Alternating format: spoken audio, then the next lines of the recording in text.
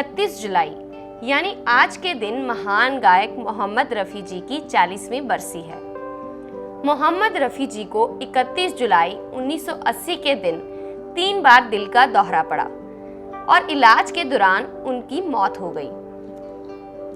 अगले दिन 1 अगस्त को जब उनका जनाजा निकाला गया तो मुंबई में भारी बारिश हो रही थी। पूरे रास्ते में छतरियां ही छतरियां थी। उनके आखिरी समय में हजारों की गिनती में लोग उन्हें विदाई देने के लिए पहुंचे थे। इस फिल्मी दुनिया में बिहार से बहुत से लोग शामिल हैं। रफ़ी साहब के चाहने वालों के मन में ये जिज्ञासा जरूर जागती है कि आखिर 31 जुलाई को कब, क्या और कैसे हुआ कि रफ़ी साहब इस दुनिया से रुखसत हो गए।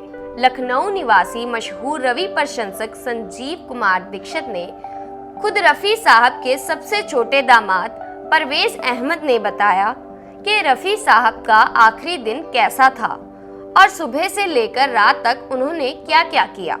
31 जुलाई 1980 की सवेर रवि साहब जल्दी उठ गए थे। 9 बजे उन्होंने नाश्ता किया और उसके बाद बंगाली संगीतकार कमल घोष के बंगाली गीत की रिहर्सल शुरू कर दी।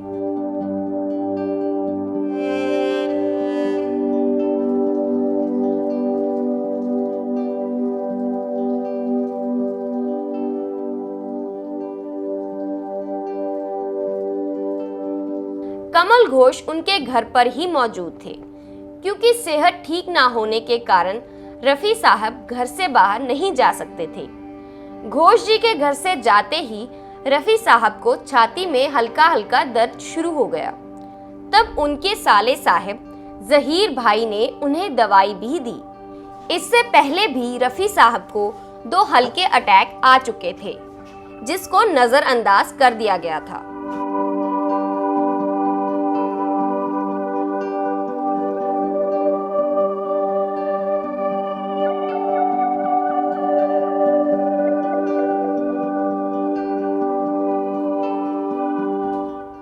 लगभग दोपहर 1 बजे डॉक्टर चंद्रमुखी से बातचीत हुई, जिसके बाद 1:15 पर उनके फैमिली डॉक्टर KM मोदी ने घर आकर उनकी जांच की।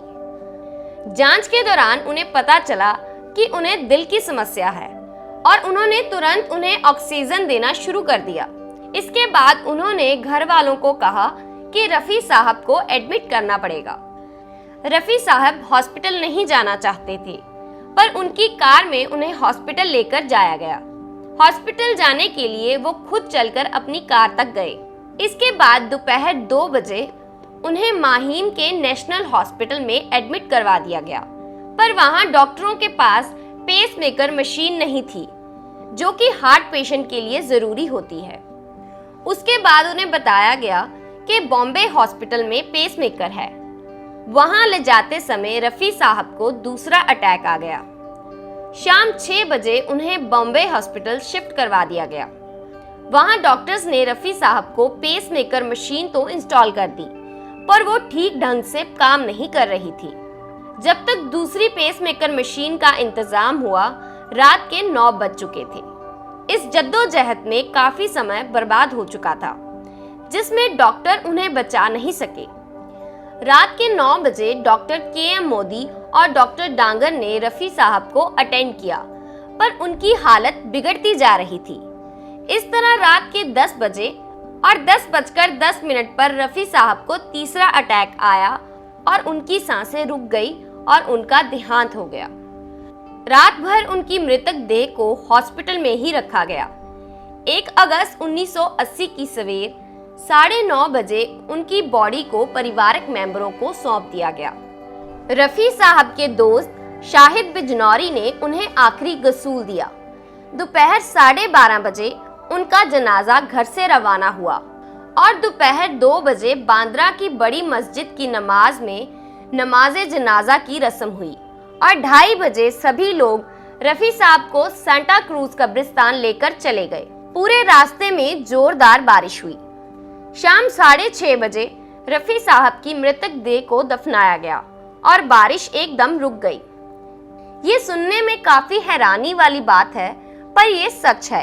इस तरह रफ़ी साहब हमेशा के लिए चले गए और पीछे रह गई उनकी कभी ना मिटने वाली कुछ यादें।